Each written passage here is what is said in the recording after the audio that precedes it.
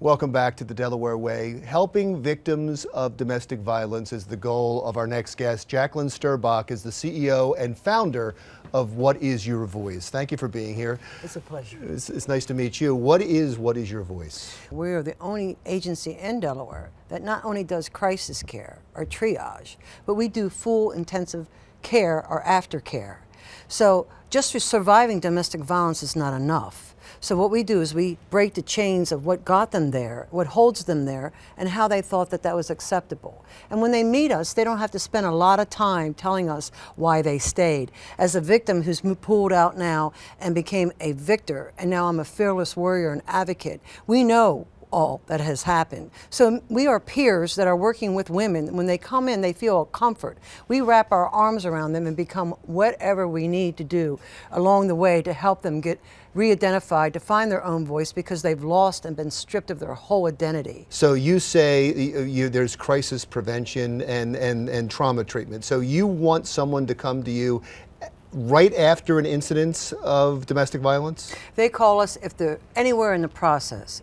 If they need a PFA, they need somebody to help them identify, or if they just need somebody to say, hey, what's going on, something don't feel right here, we come. Stop there for a second. You say if something doesn't feel right here. So even if they fear domestic violence and it hasn't happened yet, they call?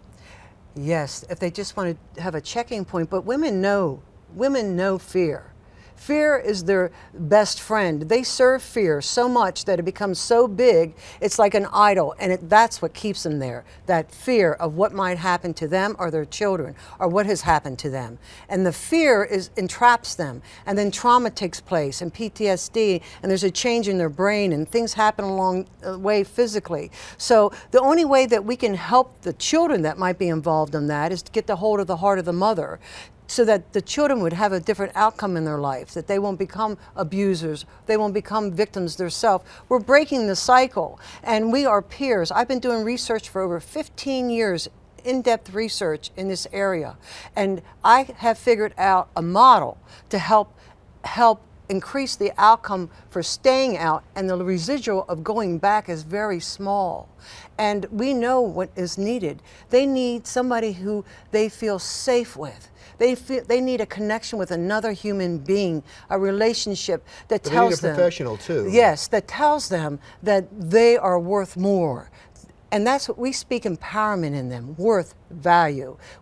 And we just engage with them wherever they are in that whole avenue. How long have you been around?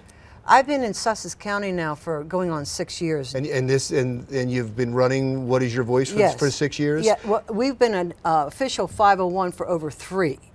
We applied for a 501 because I realized I wanted to move on a bigger scale.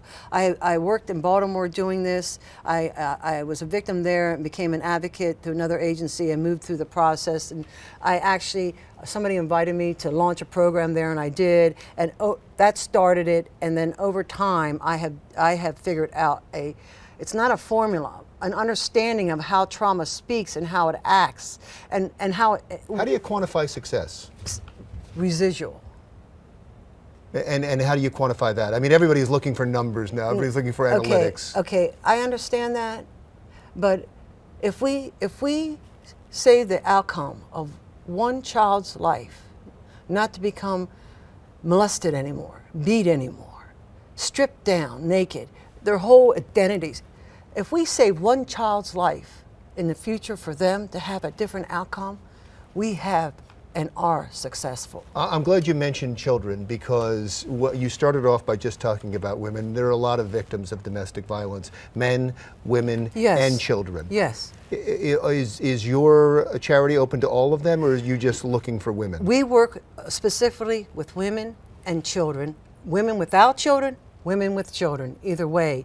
I had to make a decision early on. I have worked with a number of men who have been battered, but there are so many agencies in Delaware for homelessness, for all these men to be able to live, and there's nothing here for women or children with women of domestic violence. It is such a low ability for them to find safety anywhere. Our 5-year plan is so that we could build an actual complex in Sussex County where we can house and have all the other pieces that we're doing now. now together. And where would you get your funding for that? Well, of course, that would have to be through government grants. They have facility funding available, but we're Where are looking you in that process? I'm now applying for the first piece because we've opened up a avenue in Georgetown, 109 North Bedford, and we're right in the face of legislature now. They can't ignore our voices anymore and pretend that we don't exist. And so we wanted to be right there in the heartbeat of everything. If you don't use your voice against something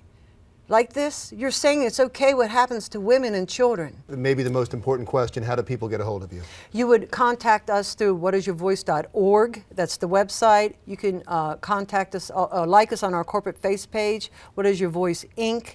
And please, we're charity funded 100% and donations to continue our work. It is so needed, so necessary.